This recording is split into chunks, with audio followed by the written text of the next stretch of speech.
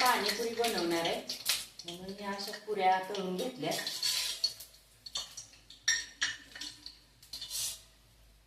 पाणीपुरीसाठी हे असं पाणीपुरी मिक्स पाणी आणले.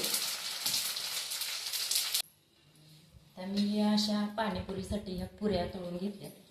ही शेव आहे, हे उकडलेले हरभरे आणि हा कांदा, टोमॅटो आणि कोथिंबीर मिक्स आहे आणि हे पाणीपुरीचं पाणी. आता या पुऱ्यांमध्ये हे हरभरे भरून घेतले अगोदर.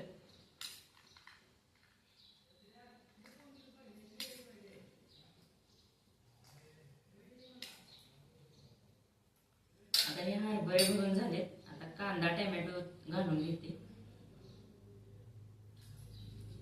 कांदा टोमॅटोचं मिश्रण आहे आणि कोथिंबीर आहे.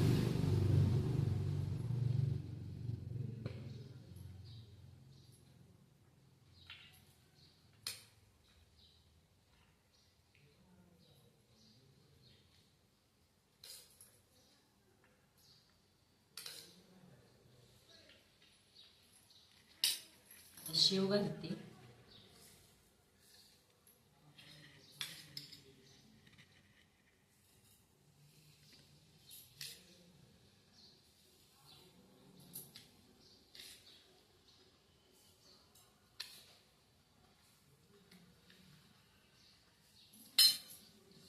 आणि आता पाणीपुरीचं पाणी घालायचं त्यात.